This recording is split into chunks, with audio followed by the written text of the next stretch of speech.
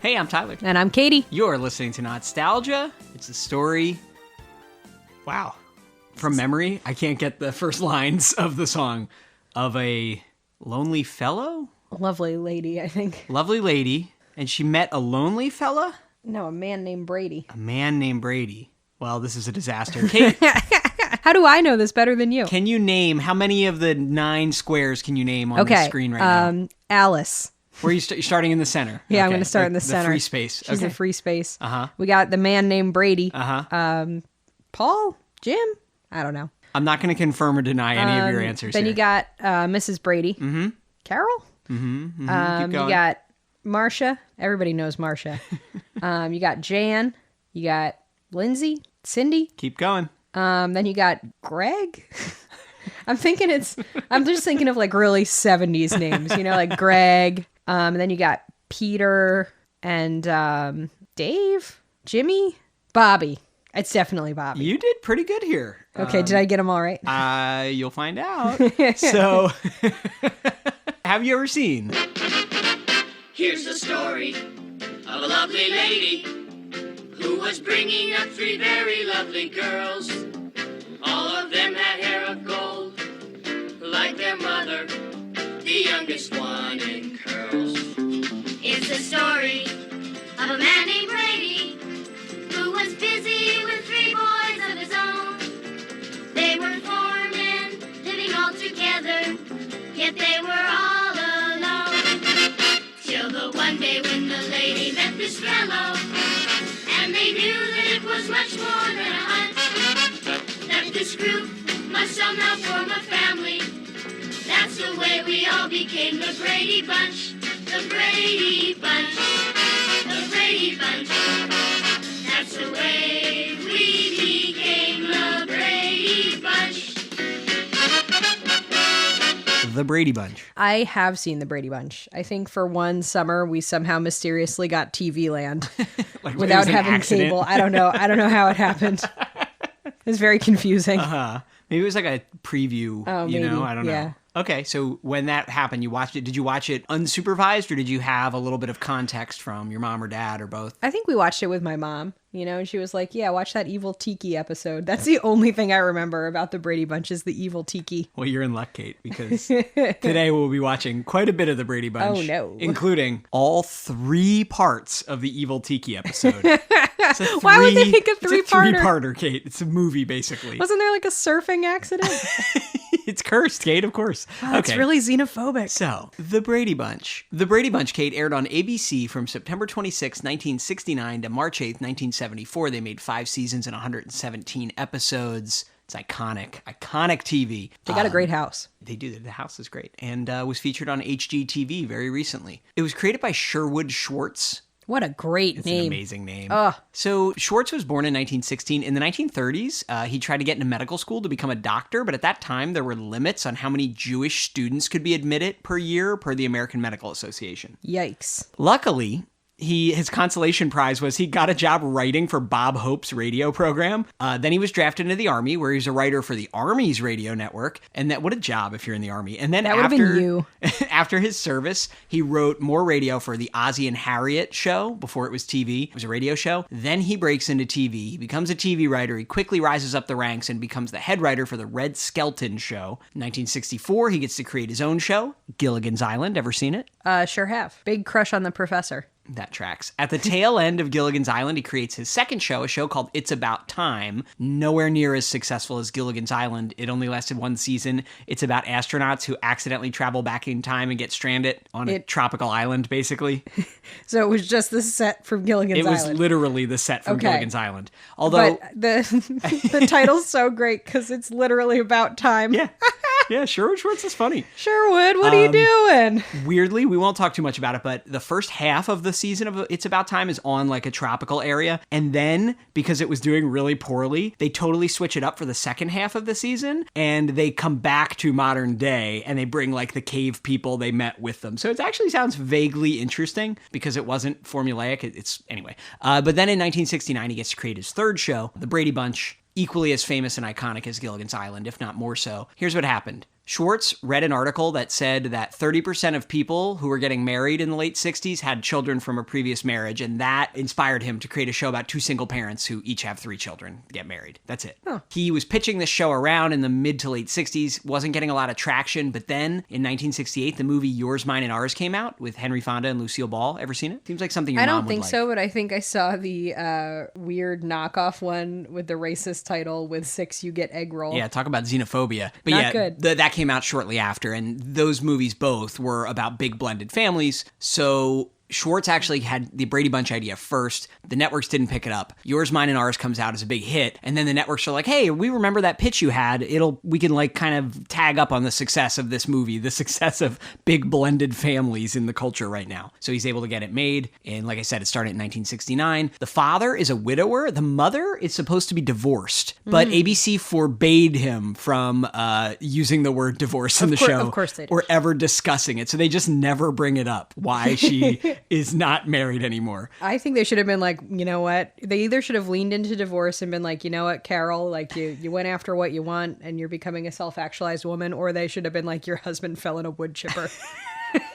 You know, a good Christian show would be like, thank God her husband fell in a wood chipper so she didn't have to experience the shame of divorce. What's kind of interesting, though, is the first season, when the kids are really young, they like address the fact that it's kind of challenging to blend your families together. But then, starting in season 2, they basically never bring it up again. Like, the show is not, after the first season, it's not about the hurdles, the maybe trauma of what the kids all went through with the previous parents. It just becomes like your standard kind of fun sitcom. I don't know, I find it interesting. But the show is so iconic. Like, there are so many. Can you name like any of the other famous episodes? I know you said you only really watched the Tiki one. You said everyone knows Marsha. Why does everyone know Marsha? Everyone knows Marsha because Marsha. Bing. What else? What else you got? There's so many of these. Listen, I'm curious what you know. I've been marinating in the cultural stew. What you got? For 33 years. Here's what I got. Football to the face. Bing. Bobby goes through puberty. Close. Is there one like that? It's Peter, but yeah. Okay. Do you remember he's singing the Changes song and his voice cracks? Nope. They meet the Partridge Family. Kind of. They meet Davy Jones. Yep. Okay. They meet Scooby-Doo. Close. He's a monkey. Does the Brady Bunch meet Scooby-Doo? That's a good question. It's plausible. There was a Hanna-Barbera, or no, it was Filmation. Anyway, go on. These are great pitches, by the way. Brady Bunch meets Swamp Thing. Anything else? George Glass mean anything to you? Yeah, fake boyfriend. Alice gets Should I just censor that whole sentence you just said? People will be like, what did she say? Do you know who Alice's boyfriend is? Yeah, Reginald. Sam the Butcher. Okay, great. All right, so you don't know as much as I thought you might about the The Brady dog Bunch. That's goes okay. missing. Wow, who told you that? I was just making up. No, wait, the dog really goes missing. You made that up? In the first season, in the first episode, there's a dog, and then they never mention him again. Oh, It's just like the older brother from Happy Days. Cindy thinks about murder. All right, I think we have had enough here. And obviously the evil Tiki. How about the new member of the family in the final 6 episodes? Cousin. You almost got it. I can't tell if you know this stuff or if you're No, just just really making it good up. at guessing. Cousin Paul. It's Cousin Oliver. Oh, God damn it. I was only one letter off. You mean like those letters are next to each other in the alphabet? Yeah. Wow. So the show is iconic. There's all that stuff. It's so in the culture, or was for a long time. But interestingly, it never placed in the top 30 shows in the ratings during its original run. Like, it really wasn't a hit. It just endured. Like, it did okay, but it was never a smash. At the very end of the final season, its ratings were really starting to drop, though. So they panicked and they added Cousin Oliver. Imagine being Cousin Oliver. The show, oh yeah, he definitely went through it. That actor, he's definitely got some weird stuff about this. I've seen him. I used to watch all these awful, crappy VH1. Oh yeah, like the Where Are They retrospectives, Now? and he would always be on there. But it's so funny because like Cousin Oliver is the Brady Bunch version of Happy Days jumping the shark, and it's like it's a thing. You talk about shows where they add a new baby. Even Malcolm in the Middle did it, and that's like they're adding a Cousin Oliver. There's only 6 episodes with him, which is crazy because like culturally he is so hated. Can you imagine being Cousin Oliver? So hated that they've named a thing after you. He even supposedly, I haven't rewatched it, but he is the last character to speak in the last episode of the show. Like, What did he say? I don't know. He's like, "Oh boy," something like that. I don't know, Kate. It's Can't not imagine that I will be universally hated. It's for not this. profound. It's not. God bless us, everyone. Just quick side notes about the spin-offs and continuations. They made 5 albums of music. The Brady kids were doing music because they sang in a few episodes, and then they tried to have this second career. Were they any good? Define good. Would I listen to them if I didn't know that they were the Brady kids? I doubt it. It's more of a novelty. They're okay, but there's the Brady Kids, an animated series from 1972 to 74. There's the Brady Bunch Variety Hour, which was 9 episodes only from 1976 to 1977. There's the Brady Girls Get Married, a 1981 TV movie, which launched a spin-off called The Brady Brides, a whole show for one very short season. Were they all getting married at the same time? Something Was this like like a that. sister wife scenario? I think it's just, I'm probably wrong because this isn't what the episode's about. I didn't do proper research. I think it's just Marcia and Jan. I don't think Cindy gets married too. Well, that's because Cindy was... Well, we're going to be a lot of confusing bleeps in this episode. You can't leave that in. What if it just says that's because Cindy was, and then there's a long bleep? Boop, boop, boop. No, just one solid bleep. A Very Brady Christmas was a 1988 TV movie. I saw some of these TV movies as a kid, and like that one is a little more serious. I think that's the one where the dad gets trapped in a collapsing mine or something. You're not going to believe it. Maybe, like your ancestors? Maybe...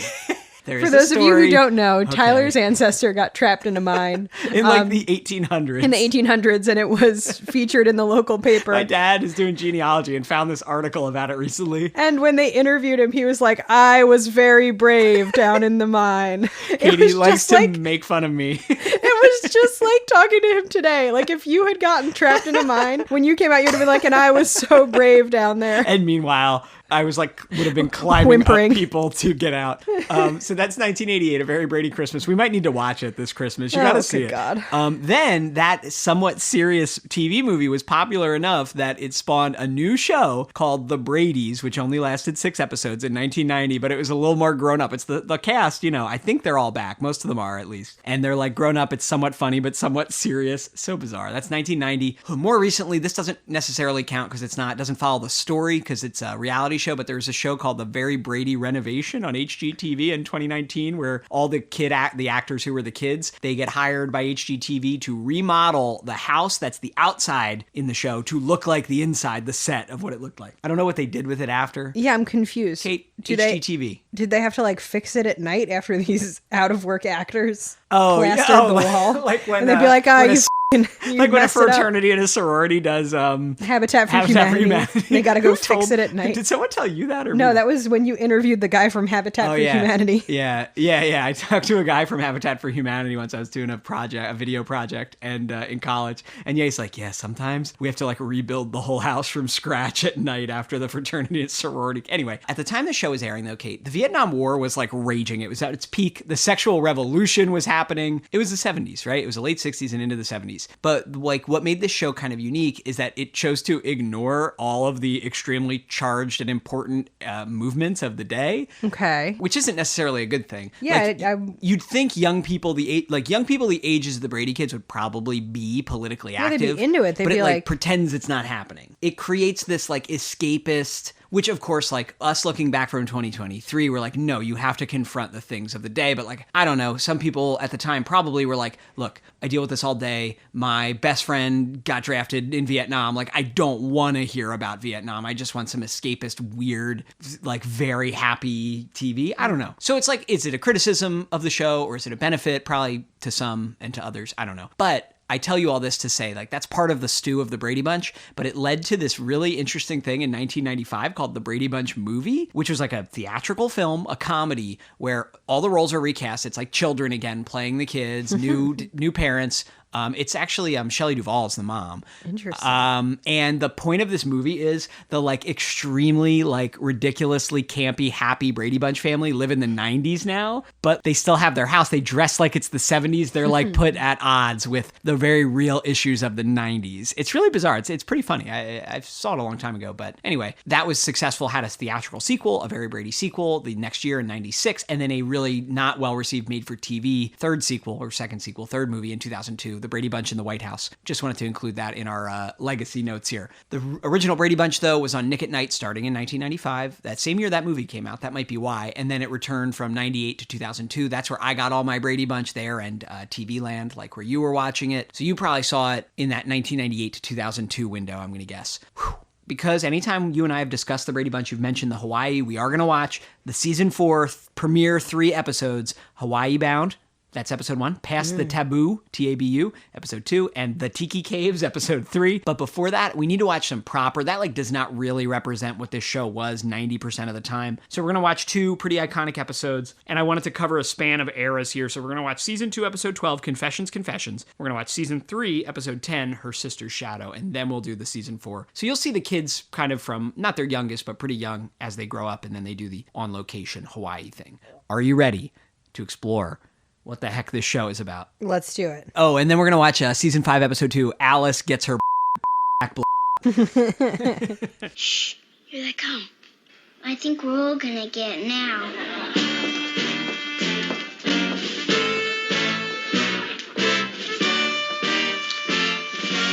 Yes, well, one of you broke your mother's vase, but 5 of you claim you did it.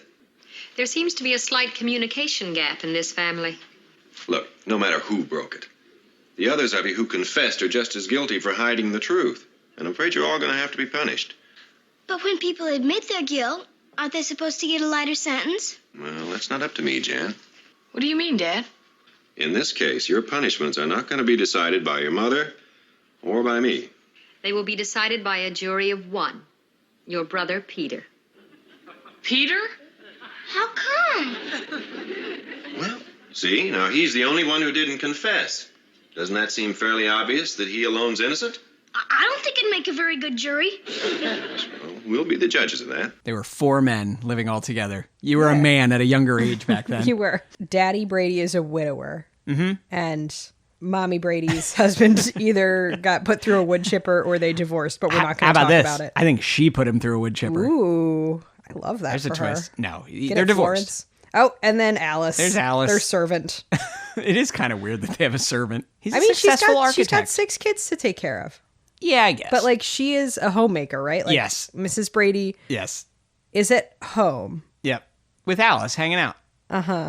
We're watching one of the Brady children ponderously roll up a sleeping bag. So the Brady boys are here playing free throws in the wastebasket, and the middle Brady, Peter? Yes. Peter has just absolutely lobbed it into the hallway and broken a vase. Seconds after, it was his first throw. They're like, this is Mom's favorite vase. She's going to feed us into the wood chipper like her ex-husband. Yeah, I want like more kid rivalry here. I want these girls ratting out these boys, where it's like, I didn't even want you as a sibling anyway. I'm calling Mom right now. They are harmonious. At the grocery store.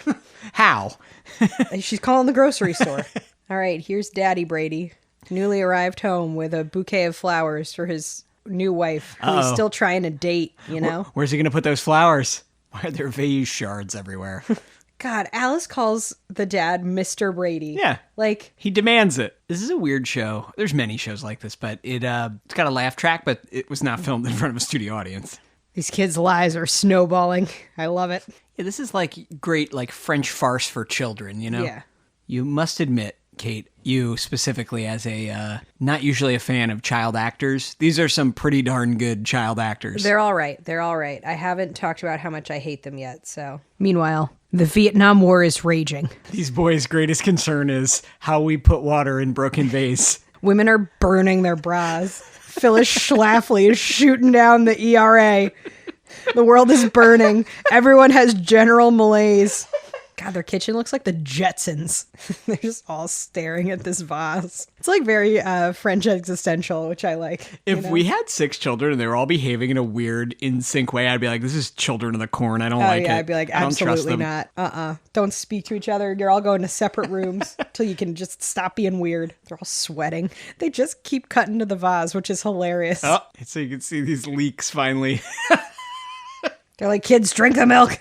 Drink as much milk as you can. Each child has an enormous glass of milk with their dinner. Milk is hilarious. So all these kids are covering for each other? I don't think so. Have you ever met a kid? Sherwood? How many rooms does this house have? Each of the parents is reading in a separate room. Was that the secret to a happy marriage in the 70s? Children, we're going to take one fingernail from each of you until you reveal who really... Wait, who didn't confess? Peter. Oh, the one who actually did it. Oh, wow, what scum. Yeah, what a heel. Also, what hours does Alice keep? Does Alice live with them? There's no way. Maybe she does. Most families suffering through the 1970s. Oh, let's turn on TV. Oh, here's this huge family with a maid. And one working parent. They're rationing gas. So they've decided just to punish all the Oh, children. yeah, it's a Full Metal Jacket, you know? These kids in their Easter egg pastel pajamas are ridiculous. The littlest one, Cindy, has like hair ribbons in to sleep. This is silly.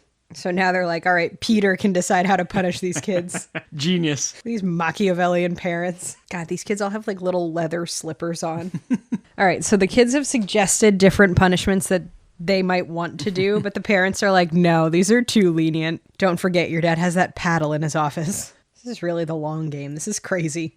They gotta maintain order, because otherwise these kids will realize they could overpower the parents easily. 6 versus 2. And Alice would join in with the children. Ooh, I do want Daddy Brady's shelving unit from his office. Look at that thing. It's very beautiful. I thought you were gonna say Mrs. Brady's outfit. Oh, Mrs. Brady's outfit is great, but I don't think I could pull it off because I'm not 60 pounds. I love how thick the parents are laying it on They're Peter. really twisting the knife, which is great. Oh, you're such a good boy. Enjoy your camping trip. Here's a present. We've tortured our child enough. Oh no, now we're going into an evil dream ballet. We've done a rewind. This is like Peter discovers what anxiety is. Here's Peter ruminating on the broken vase. Here's everyone slaving away doing their punishments, which are just normal chores that Yes. they should be doing anyway. Yeah, these are spoiled children. It's like mow the lawn. I'm sure normally Alice is out there yeah, mowing the lawn. Alice is mowing the AstroTurf. These kids should always have to clean the screens. Enjoy your camping trip, Peter. Wow, lesson learned. All right. Your guilt will consume you. Also, you may have OCD. Look at this AstroTurf. It's not even an attempt at real grass. I didn't hurt the awards. Marcia always makes such a big deal out of everything. Jan, if those had been your awards and Marcia had dumped them somewhere, wouldn't you be upset too? I guess. But every time Marcia turns around, they hand her a blue ribbon or something. Oh, now, Jan, you know that isn't so. Marcia's worked very hard for those things. Well, all I hear all day long at school is how great Marcia is at this or how wonderful Marcia did that. Marcia, Marcia, Marcia. Now, sweetheart. All those awards staring me in the face was just too much. I'm tired of being in Marcia's shadow all the time. Now, Jan, you're not in anybody's shadow. Well, Marcia's 3 years older than you. She should have more to show for herself. Maybe, but everything comes so easy for her. Oh, Jan, come on. You have to be realistic about this. Nobody has smooth sailing all the time. Well, that's right. Marcia has her disappointments, too. She doesn't always win. You'll never guess what. I just got a call from the school. I've been made editor of the school newspaper. Before we jump back in, one word to describe the Brady Bunch so far. Family. So like a family, but there's something kind of off about it. What's your word? Mine is saccharine. Oh, yeah, saccharin's good. Yeah, I was thinking like cheesy, but I didn't like cheesy. Saccharin's good. This song's a banger. So the girls get to be lovely. Uh-huh. Not to bring gender politics into it. Go for it, because this show sure didn't. What are the men? 3 boys of his own. They don't get an adjective? No. Nope. Together and alone, I guess, are the adjectives they get. How did these two meet? I'm sure they did an Swingers episode Club? on it. But like, how did they meet? You know what I mean? I don't know. I'm sorry, I don't know absolutely everything. Personal about the Brady ad? Bunch. Could be. Jan wrote an essay called What America Means to Me, but of course, in classic Brady Bunch fashion, we're not going to get to see what she wrote. Absolutely wild. Coordinated hair ribbon. Totally 70s. Bright red, like knee socks and matching jumper. Is that a jumper? Yeah, good job. All right, so Jan, our classic middle kid, feeling a little overshadowed by Marcia. Even her teacher, who's like, Jan, you're one of the best students I ever had. And you're like, okay, good. And then she's like, maybe one day you'll be as good as your sister, Marcia. Marcia's awards are great. It's like Outstanding Citizen Award. Most amazing child. Best of 3 sisters. Oh, wow, look, Florence Henderson's growing her hair out. What is Greg Brady's shirt? You mean Greg Brady's short sleeve sweater with crisscross ties that go up to the neck? Does he have to tie it in the middle? Tyler, as someone who owned a very similar shirt in the early 2000s, I will tell you that it is a fashion statement. Do you have to tie it up? Yeah. Does it go all the way down? No, it's not like a... It goes pretty far down. Look, and he's got it not all the way tied. Yeah, because he's a hunk, Tyler. He's a beefcake. Is he old enough to be a beefcake now? You can hear the 2 daughters arguing through the wall, and the dad is just like, hand me another screw. I gotta fix this shelf. He's completely uninterested in this conflict. Normally they're a nice big blended family. He's like, those 2 aren't mine. I can't do this right now. I'm under a lot of stress at my architecture job. Just in case this ever happened, I actually signed my name wrong on the adoption forms for Marcia and Jan. Bing, bing, there it is. There it is. She said the thing. Marsha. The old 70s, pull yourself up by your bootstraps. If you're sad, if you're having a feeling that maybe you're not quite as good as your sister, just go do something about it. Go be better than your sister at something. Abandon these feelings of inadequacy. You're an American and a Brady, god damn it. How dare you feel inferior? Can't believe all these girls had to take the name Brady. Wonder how they felt about that. Meanwhile, we got Alice cutting up newspaper for no apparent fucking reason. She's cutting up any story that mentions the Vietnam War or the sexual revolution. Yep. The kids can't read it. What is Alice's job description? Does this fall under other duties as assigned? Alice cooks for them, cleans for them, lives in their home, irons their shit, like gets the stains out of Daddy Brady's underpants. And now she's cutting up newspaper so that she can make pom-poms for Jan? I don't think so. Maybe this is why Marsha's so good at everything. She has Alice do it all. Oh, now we got Peter doing... That's Greg. Greg? Now we got Greg doing his best pom-pom squad. Greg's got great pants on right now, though. What are those pockets? He could hold a lot of stuff in there. I think Alice is in a manic state right now. Jan has decided she wants to be a cheerleader, like a little pom-pom girl, and she's practicing outside, and she's clearly not great at it. And the dad just looks out the window and is like, well, she's working real hard. Jan is giving a very spirited, if not very good, audition. What she lacks in skills, she makes up for with enthusiasm. Really a lot of jumping. In the most 70s thing to happen, they've tallied the scores, and they're going to just tell all the girls to their faces who made it and who didn't. and Jan for sure did not make it. There are only 6 girls that tried out, and they were like, we only need 4. The names of the 2 rejects are Jan, Brady, and the other one. All right, so Jan bombed out in the pom-pom audition, but her essay about America did win. Due to like an adding error, Jan's essay did not in fact get 98 points. It got 93. What is this weird internal monologue, though? She did not win, but then she has this evil little voice talking to her being like, nobody else knows that you didn't win, Jan. Don't tell anyone. But it sounds like a walkie-talkie. It's so weird. Why do these kids always have to have an ethical dilemma? A crisis of faith. And yet an ethical dilemma that does not matter. This arbitrary point system. All right, so Jan, consumed with guilt at the school assembly, has revealed. She's confessed.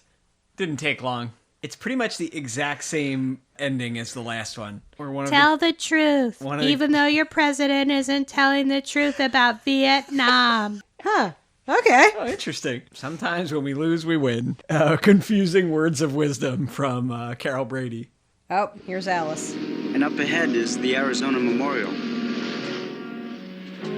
Gee, it's something seeing the Arizona right underneath us. Yeah. Even though it's no longer a commissioned ship, the Navy granted special permission to fly the American flag over it. You mean like she was still afloat? Yeah. You see how this is constructed? It's low in the center, and it's higher on the ends. That's symbolic of the ultimate victory. Look over here at the base of this flagpole. You see this plaque? Dedicated to the eternal memory of our gallant shipmates in the USS Arizona who gave their lives in action 7 December 1941. From today on, the USS Arizona will again fly our country's flag just as proudly as she did on the morning of 7 December 1941. Look, the kids are all older in the intro. Yeah, they did, I guess, reshoot this, huh? The dad's growing out his mullet. All 3 of the boys are growing out their mullets. Wow, those pants on Daddy Brady. This is more like Zaddy Brady. These kids are dumb. I love how gift-motivated Florence Henderson is. It's like, what's in the box? Also, can you imagine the cost of taking 8 people to Hawaii? I was just going to say, yeah, he must be doing very well. On a single well. income? What did he design the Guggenheim this year? Oh, no, it's at company expense. A company expense? He's checking out a building that's being built there that he helped design. And somehow his company is like, sure. Are they taking Alice too? Somebody's got to clean their hotel, I guess. Oh, look, they're doing Sam the Butcher? That's weird. Mike's embezzling like crazy. Oh, this is like kind of that era of like when people dressed up to fly. You know, when like old people are like, people used to dress up to fly. Now you wear sweatpants. Like, I just want to be comfortable. Why do you care? Why would I wear control top hosiery on a place where my legs could swell? Get it together. I'm a compression sock queen, but I'm not wearing pantyhose.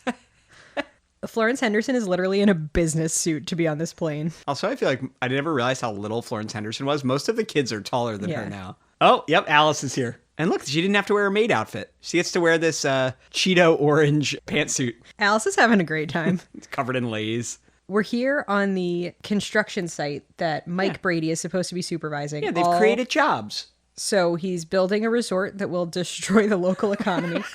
How did they all fit in that station wagon? All right, so they're at the Sheraton Waikiki. I like that Greg Brady's personality in this era is that he's horny. Yeah, have to, absolutely. Stop him from, Yeah. they have to spray him with a water bottle. They really do. Also that the Bradys are all in like matching white pants and Hawaiian shirt costume right now is really great. This is funny because there's so many like long shots of Hawaii. Like it's like the story is not that important right now. They're like, well, most viewers are just going to want to look at Hawaii. Why is Florence Henderson squeezing their tour guide? They all each have an individual camera too, which is so funny. They really are rich. They're so rich. I want to be a Brady. Yeah, we're literally just learning facts about Hawaii now. Yeah, this is like something you would watch in like 3rd grade social studies class to learn. Like this counts. I always feel a little bad for the actress who plays Cindy. I feel like they wanted to keep her like little and like dumb really juvenile for too long. And she probably was like, all right, I get it. Do I have to make the dumbest joke still? Bobby Brady has a water gun, but it's before they invented any safety standards for toy guns. It just looks like a pistol. All right, so now they're paddling a boat. It looks like a great vacation. It really does. I feel like the whole cast and crew just wanted to go on a vacation, right? Yes. Like, yes. Okay. 100%. Sherwood Alice Schwartz seems to be just the wanted only a one trip. paddling. Well, as always, Alice is the only member of this family doing any real work. Justice for Alice. Here's like a bootlicking, like the American military is the greatest and most powerful military on earth. And also the most realistic part where Daddy Brady just keeps reciting facts about destroyer ships. You're like, oh my God, shut up, Daddy Brady. Oh, here we are having a solemn visit to the USS Arizona Memorial. Wow. Oh, yeah. Dad Brady knows every single thing about this. The Navy has granted special permission for this ship, though it's been decommissioned to remain in the water. This is like your dad in Universal Studios energy. Hey, kids, look over here at the base of this flagpole. Let's all read a plaque together. This is every dad on every trip energy. It's so great. He is reading a plaque to us all, to the children and to us. I think Daddy Brady's wearing a wig. Nah, Look at it. That's all real. Is it permed? I was wondering how they were going to get 3 episodes out of this, and now I understand. I want Peter Brady's shirt so bad. His like embroidered peasant blouse that he's wearing. Actually, all of these fashions are really great right now. Look at Bobby's shirt. Look at the dad. He's got a good one, too. Bobby Brady's like 4-tone shirt is phenomenal. It's got 4 different patterns on it. Why is their tour guide sitting on Daddy Brady's lap? Yes, they're all very close together. There's a large, expansive boat that they're on, and the Bradys have to be like touching each other at all times. Oh no. Here it is. All right. The Tiki idol. The work crew has unearthed the Tiki idol. And the music sting tells us that it's an evil Tiki. All right, so here comes the Brady station wagon, loaded down with 9 people. You're right. I love that Greg Brady's main plot point in this episode is just how horny he is. He's like, all right, tour guide, help me out. Where can I see women? Oh, here we go. The All 2 right. youngest boys have immediately picked up a cursed idol. You know what I've learned from this episode? Don't touch stuff that isn't yours. Don't let these boys wander around this construction site unsupervised to begin with. Bobby's going to get a piece of rebar through his eye. He's going to get Phineas gauged. He's happily leaping between the rebar. Dummies.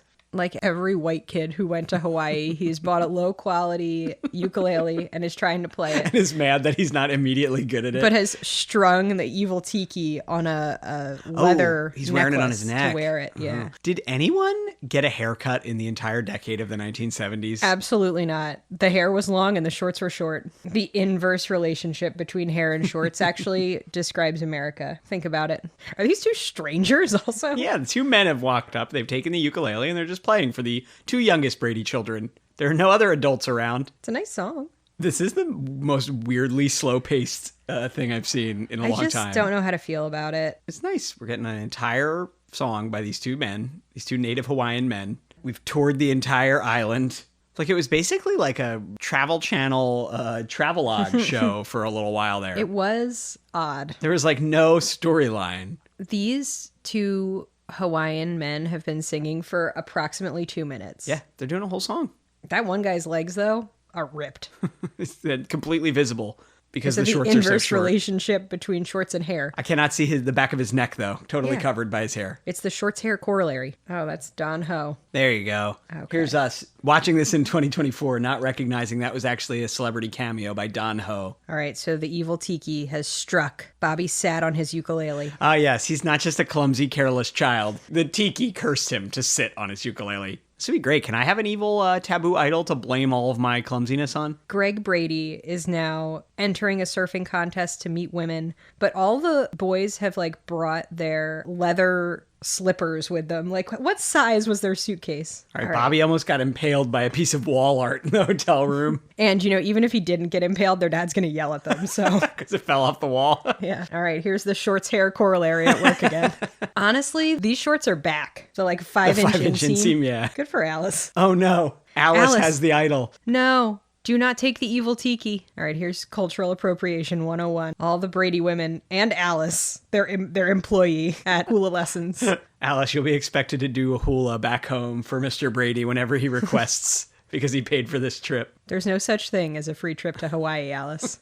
Alice has got a great one-piece romper on, though, with the exception that it's bright orange. All of her wardrobe appears to be bright orange on this trip, which is shocking. 3 pieces that were orange so far. Oh no, the evil Tiki has struck. Alice has been paralyzed by doing the hula. Alice has received a back injury that will end her career. Oh no. Keep your eyes on the waves, Greg. Don't get distracted. Greg is now in a surfing contest. I don't think Greg has ever surfed before. Yeah, they live in California, right? Uh-huh. I feel like they live in like Fresno, though. It's only 4 hours from the beach. Yeah. You know what really brings you bad luck? Appropriating other people's cultures. Look at his Brillo pad of a head of hair sticking up from the water. Luckily, they'll be able to identify his body later. Look at Mr. Brady's bathing suit. Wow. I knew you'd see that. Mr. Brady has on the loudest print, tiniest bathing suit I've seen on a man outside of the Olympics. He wants to be like real aerodynamic, I think. All right, now we've got like some surf music and some surf montage film. Greg Brady, having never surfed before, is surfing. Takes a long time to like learn how to get up on a board. You have to like train yourself in balance. Greg Brady's just out there shredding. He's surfed before. That's his board, probably. He packed it in their trunk. Yeah, along with his leather slippers and their coordinated pastel pajamas. Florence Henderson's bathing suit is outstanding. Look at the print on that. Yeah. Oh, Greg's down. Oh no, the coral reef has torn him to shreds. His legs fell off. This is so long. There's so much surfing montage that does not further the plot in any way. Kate, it's about the journey, not the destination. I want to get to the destination. The destination is Hawaii in the 70s. Where's Florence Henderson's mullet? She just had it out at dinner. You think she's tucking it up? There's so much surfing footage. Is it for like people in the Midwest who've never heard of surfing? Yeah. That guy in the background, he just died. disappeared. His surfboard vanished. It flew up into the air. He did. He just perished. That was it. Uh-oh. Here it is. The Tiki. What's gonna happen? You gotta put in the noise. Oh! He wiped out very close to the shore. I thought he'd be like further out. He died. Look, he's done. Uh-oh. He's not surfacing. Well, that's why Mr. Brady wore these tiny shorts so he could run really fast into the water to save his son. The whole Brady family is running into the water. Damn. Florence Henderson's got a lot of rings on. Yeah, because she's rich, Tyler. Oh, that's the end of that first one. Damn. Wow. I'm surprised they showed Greg that above is a water weird choice, before the... Why would you tell us he's alive? Right. Wouldn't it be a better... Oh, so much better to think that he was dead. Like, then they don't show him here. His square is just empty. Just a black square. R.I.P. Greg. Damn. An accident like this is the last thing the Bradys expect when Mike's company sends him to Hawaii to check on the construction of a building Mike has designed. And his boss generously offers to let him take the family along so they can all have a vacation.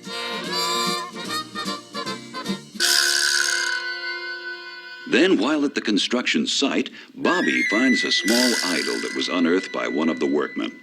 Bobby is unaware that according to ancient island superstition, the idol is taboo and brings bad luck to those who touch it. From this moment on, strange things began to happen.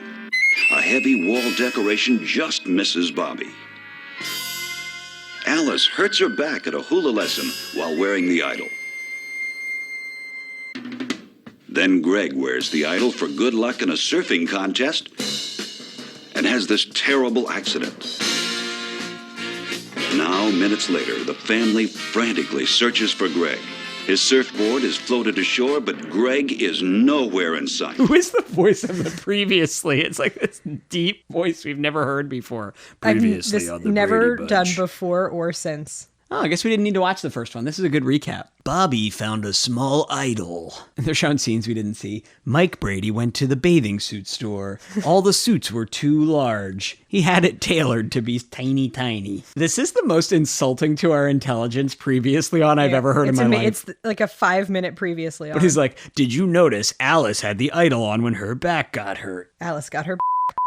Oh, good. We found him. Resolved. The second we got done with the recap, Mr. Brady found him. Here's this big, strong daddy to help you. You think he was under too long and he has like just a little bit of permanent brain damage? Just a little tiny bit. He should at least be bleeding, right? Yeah. From getting cut up on the reef. Oh, he was fine. All right, here's all the Brady kids to crowd him and make him feel weird. Like, oh, let's take him out of the ocean. He's nearly drowned. Let's all have all your siblings gather around and press close to you. This was the 70s medical attention. Greg, do you understand what I'm saying? Do you hurt anywhere?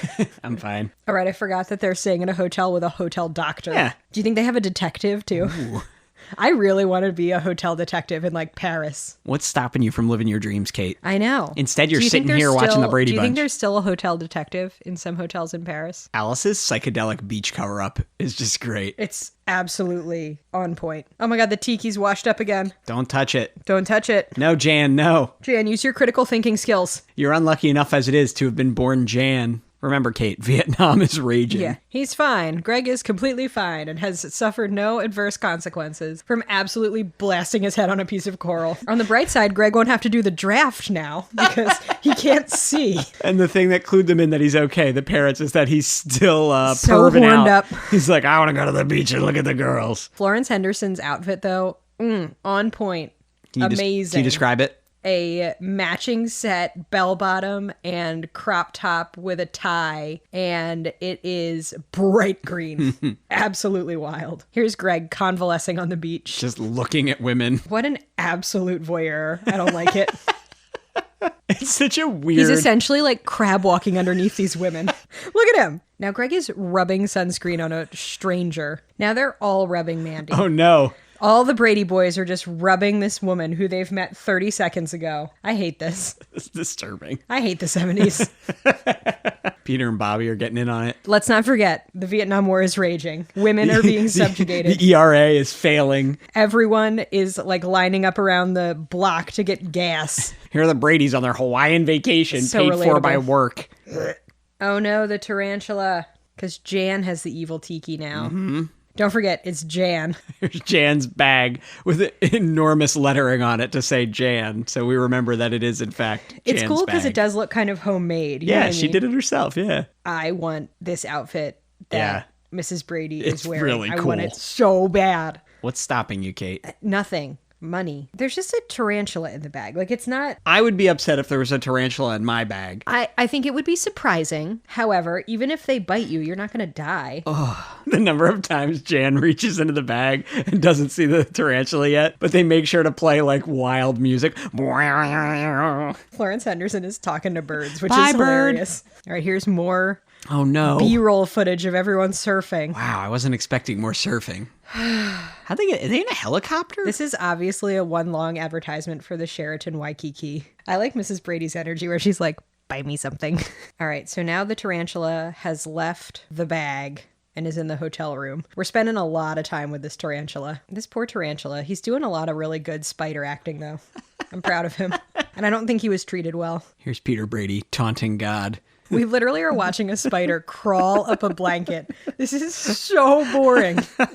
I thought the evil Tiki would be a lot more exciting. I do remember being really scared of the tarantula and like so worried that it was going to hurt someone. Tarantulas in shows like this, including these episodes, I almost couldn't look at the TV when they would be on. Yeah. I'm finding now that I'm kind of over it. It's still like a little Do you skeevy, think you'd ever but hold a tarantula?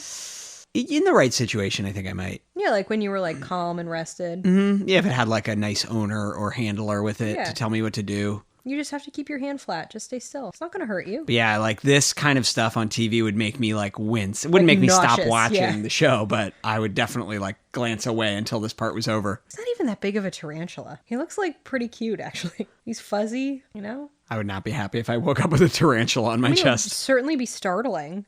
But that was the most realistic bug removal that I've ever seen. He's using his leather slipper that he's packed to shovel it off of Peter. And he just goes, and then they all wiggled around and flinched. They're going to put him in this sack and take the tarantula outside. That's nice. They're not going to kill it. Yeah. Honestly, this is actually a great plot point. Yeah. Mike's got Daddy Brady's got the tarantula in a bag. He doesn't want to tell Florence Henderson because she's scared of bugs. She thinks it's the jade she asked for. The coral pin. Coral, I'm sorry. That's some good classic sitcom setup and punchline. God, all of Florence Henderson's outfits are so good. I just want them so bad. I don't even know what would you even call that thing she was wearing? That's like a nightgown. Okay, it's a gown. That's like nightwear, dude. Is David, their tour guide, being paid for this? Yes, he's one of the construction workers, and he gets to just take them on tours around the island instead of do backbreaking labor today. Yes, but is he being compensated? If I were Mr. Hanalei, Hawaiian guy, I'd be like, why are these 3 American tourists showing up at my home? With an evil taboo statue. Also, this is such a bad... I feel like this is such a crappy representation of an older native Hawaiian guy. He speaks broken English. Yeah. So now he's like, all right, you got to repatriate this item back to the resting place of the first king of Hawaii, which is confusing. Boys, don't listen to that native Hawaiian man. Bring the curse home with you. Thanks, Mr. and Mrs. Brady. Why does Bobby have popcorn? Look. You have to bring a snack if you're going to go on a trip, especially a trip your parents don't know about. What if you get lost? To a cursed burial Bobby's ground. Just eating popcorn in the Hawaiian wilderness. It's the most 70s thing to ever happen. Is this Chekhov's popcorn? Is this going to be incorporated later? I don't think so. I think that actor was just hungry. They're like, he's being real moody. Get him some popcorn from the cart. Might have been the child labor laws at the time. They had to feed him every so many hours. God, I love a 70s half button shirt, but it's you know what I mean? It's like a quarter zip, but it goes down to your belly button. It's phenomenal. So far, Peter, the middle child, has had all the best He's fashions had the best of looks, the boys. Yeah. They're leaving a popcorn you were right. trail. It was Chekhov's popcorn. Also, look how wide the collar is on Greg's shirt. You could land a plane on it. How many days have they been here? Are the kids in school? Oh, look, a philodendron. Here they are treading on a native Hawaiian sacred site. After being told not to go. Yeah, scattering their popcorn all over the place. Typical American. You know they're going to drop that container too when they're done with it. Oh, yep. Greg just left the bucket on some sort of sculpture. Some sort of sacred totemic statue. 1,000-year-old statue. Let me put my popcorn bucket here. These little pieces of Always love an undisturbed cave in a piece of media with lit torches inside. They shouldn't put these kid actors around this much fire, though. And some of them have a lot of product in their hair. Why are they walking like the Scooby Gang? They're walking like a Hanna-Barbera walk cycle right now. This is very Scooby-Doo-esque. Who is this man? You don't recognize this guy? What? Am I supposed to? This actor? We haven't seen him in this show before. It's not Donald Sutherland, Nope, keep going. Is it the same ilk? When you hear his voice, you'll recognize him. Who is it? Wait till he talks. No, just tell me. Oh, end of part 2. When you've been alone as long as I have, you need companionship, someone to talk to. Well, sure. Everybody needs a friend. Yeah, but the point is, what are you doing here? Nobody knows about this cave but me. We just stumbled onto it. Honest, we came to the burial ground to bring back the little idol. Idol? What idol? In Greg's pocket. Which one is Greg? We're back at the plane. We're recapping all the way back this time. Sisyphusian in nature. Just them tramping. They're like, we've been all over this ancient burial ground, marking it up with our Adidas shoes. Jesus Christ. Bobby would have been fine had he gotten hit by that. I feel like Bobby's older brothers pound him into oblivion every single day. This man is just all in khaki. You haven't figured out who he is yet, huh? No. Who is it? And he has a distinctive voice. Oh, yeah. You'll know. The second he speaks, you're going to know who it is. What if I don't? Are you going to divorce me? No. Why are they shouting now? This is the worst of American tourism. Nothing? Who is it? You'll see. Just tell me. I'm going to give you another chance. I can't believe the boys haven't returned here to the Sheraton yet. The amenities are so great. Why wouldn't they come home early? The rates on these rooms were very affordable. Cave exploring is no joke. Who is this man? Tell me. You really want to know? Yeah. Vincent Price. Oh. I don't really have much of a reference point for Vincent Price. Edward Scissorhands. Last we saw him on Not-Stalgia, he was Egghead on Batman. Okay, that I can hear, but I don't have like a Vincent Price. He's not a voice where I'm like, oh, that's very recognizable for me. The song Thriller, The Fly, except you fell asleep watching the original Fly years ago, so. All right, so Vincent Price is now dressed up in like what we can maybe assume is like a native Hawaiian Pacific Islander type of like a ritualistic costume, like a ritual costume, or seems like a traditional costume. Likely an insulting use of this imagery. Why is he in this cave? Why is he wearing khaki? I don't know. Does he live here? Why does he have a spear? Vincent Price is a great get for the Brady Bunch. He must have needed He's like money. looking kind of hot here too. With that scruff. So Vincent Price has tied these boys up, hog-tied them. This does not look good. What's he like? What's his plan? Is he going to kill them? Bobby Brady looks like he would have a red Gatorade mustache every day if he was living in the golden age of Gatorade, aka 2002. Now they're being forced to watch Vincent Price eat beans. Such a weird episode. How did he overpower and tie all three of them up? They just rolled right over. He and had were like a knife, right, bro. I mean, they're little suburban kids. They don't know. They could have overpowered him. They don't know how to do it. They could have overpowered him, and they could be eating those beans right now. I really feel like Professor Hubert Whitehead Humperdinck, whatever his name is, would have been taken by QAnon, right? Yeah, he's like, I've turned my back on academia. This is really interesting because we got 3 episodes out of their trip where they flew everyone to Hawaii, but this one, the majority of it so far is taking place on this cave set, presumably back in LA. They could not afford to send everyone to Hawaii for an extended period of time. They were like, all right, we got to do the soundstage cave. Here we go. Mike and Carol are going into the woods with the flashlights, following the popcorn trail. Mommy, daddy are helping. Jesus Christ. He's got him at spear point. Yeah, he's got spears. It is interesting to see them being held hostage at the point of a spear. Like, their lives are in danger, theoretically. This is a really weird choice for the Brady Bunch. Vincent Price could impale any of them at any minute. Native birds would have eaten this popcorn. And, died from it. It would have been a trail of dead, endangered birds. Well, that'll lead them to the cave. Okay, so they found the popcorn trail. Like, when Mike and Carol arrive, aren't they going to be like, we need to murder this man. We don't know what he was about to do to our children. You know Mike's strapped. You know he's packing heat. You know Daddy Brady has a gun on him at all times. No. Where in that bathing suit could he have been hiding that gun? This man just keeps threatening to kill these children. This is heartwarming. I don't know what you're talking about. I think actually Carol Brady's going to beat him to death with his own spear. I cannot believe how much time we're spending in this cave. And you had to wait for this third part. Like, this is very anticlimactic. Now they're fighting over which totem they were tied to. That's very realistic. Classic kid. Like siblings. Bobby Brady's like, that one's mine. I want to be tied to that Tiki. Amazing. I believe that. He has tied and untied these kids like 3 times. Also, there's 3 of them. They are young, virile youths. And there's one Vincent Price. 2 minutes ago, you told me they were soft suburban boys who that... It doesn't mean that they couldn't try. They believe their lives are on the line here. And he is a soft man. Look at him. Bobby Brady could have at least bitten his leg or something. Bobby does seem a little feral. Why did you tie up my sons? The parents are having such a calm response to finding this scene. He's like, you have a lot of explaining to do, sir. Why are my boys tied up here? He has a 70s flashlight that weighs 15 pounds. He could have killed Vincent Price with that flashlight. If this really happened, that's what would have happened for sure. Like, look, I appreciate the sort of positive, non-toxic masculinity of Mike Brady, but this is the time to be violent and aggro. Mike Brady being like, all right, well, let's talk this out, sir. This is not your child who you have to teach a nice, gentle lesson to, Mike. This is an unhinged professor, distanced from academia, wandering in caves. Literally stealing caught artifacts. Doing harm to your 3 children. We're not going to contact the police. We're just going to go to a luau now. They brought him with them. No. Vincent Price is at the luau with them. Where? He's sitting in between the Brady parents. Watch. Also, this is very White Lotus. Oh, yeah, this is giving me absolute White Lotus vibes, and I love it. Where's Paula? Paula can't eat fructose. Yep, Vincent Price is here. Yes, their they have children's befriended kidnapper their is captor. hanging out with him. Yes. They must not like these kids very much, you know? Like, they're like, I too have wanted to hog tie my children. This is unhinged. It's that bizarre. They're friends This with is him. the weirdest thing that's ever happened. Like, look, I'm all about restorative justice, but this is just too much. Don't hang out with your son's kidnapper. You can forgive someone without becoming their friend. Oh, now they're all going to put their mouths on the same conch shell? They got to sound the horn of brotherhood, Tyler. Oh, it's so unsanitary. This was pre-COVID, but like post cholera, you know? It was the 70s. We're going to watch every member of the Brady family is sounding the horn. Wow. And there's so many horn funny noises they can make, right, to make us quote unquote laugh.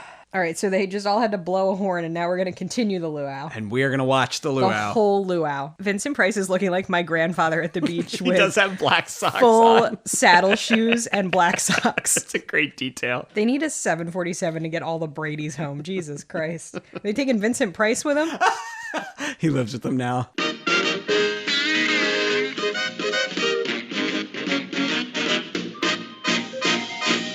All right. Wow. A 3-parter. That was Get the me length of outta a here. whole movie. All right, Kate. So remember, you saw... I know it feels like we've never done anything except watch the Brady Bunch in Hawaii. I have no memories before this, and I will form no new memories since watching this. But we did see them break a vase and glue it together and have the water It just all feels shoot so low out. stakes in comparison to the Tiki. Yeah, no one's life was in danger back then. And then, what was the other one? Oh, the other one was the Marcia. Yeah. Jan feels inadequate, but it turns out Jan's the smart one. Okay, what do you think of the Brady Bunch? Isn't it a quaint little fun It's too quaint. way There's to forget like about the ongoing conflict in There's Vietnam? like no character development that happens at any point. Oh, well, sure. Greg became horny. Yeah, Greg became horned up for every female, and that was it.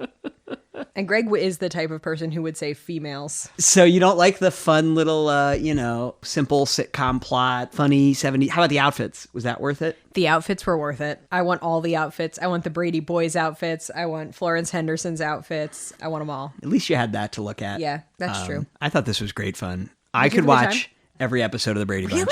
No problem. Oh, I could. Yeah, it's so and that was the appeal, I guess, right? Because you could argue that it's ignoring important issues, but I think the point was it was a distraction from the important issues of the day. You know what I mean? It's just like I get it. super quaint, but also has this weird, like every once in a while, like women's lib joke to remind you like what's going on in the world. We don't have rights. Ha ha. So no, you're not gonna dig in and watch any more Brady Bunch, huh? Surely not. You won't get to the Cousin Oliver era. I've seen enough AstroTurf for my whole life. All right, Kate, thank you again for taking a little trip to Nick at Night to TV land. We'll do this again maybe in a month. Back to the 90s for a while, though, in early 2000s. Send us your voicemails, follow us on social media, Not-Stalgia.org. See you next week. No, that was too fast. Can I say it? Yeah. We love to get voicemails, guys. You can send us a voicemail. Can you still do that? Yeah, I think so. Even though there's no anchor? I think there's maybe that's why we haven't gotten a voicemail in a while. I never tried. There's a link in every episode description. Is that just a leftover? Probably. Oh, I guess I should have looked into that. Probably Try it anyway. No, we got one not too long ago. By not too long ago, do you mean 2019? Maybe. Okay, so go on. Yep, you can find us on social media. I don't think we're on Twitter X anymore. We're there. We Just exist. Don't be on that. You can message us there if you want. Don't do it. Don't. I will receive it. I might not see it right away. Also, if you've been sending us messages on Instagram, I may not have noticed. I don't think I know how to use the app properly. It's a paper airplane? That's where the messages are? Yeah, that's where the messages are. Okay. Maybe you should take that one over, Kate. Maybe. And you can email us, and you can go to our website, which I think Tyler is still updating, but it looks really old and dumb. And it kind of gives me like indigestion every time I see it. Doesn't it remind you of a better day when the internet wasn't full of misinformation and awful social media and exploitation, and it was just like a fun place to share information? I wasn't really on the internet at that time, so no. That's what it looked like back then, Kate. Make it look like a book. www.notstalgia.org. Oh, no. Mom's favorite vase. She always says don't play ball in the house. Or does she? Carol Brady always says. Hi, honey. How was your day?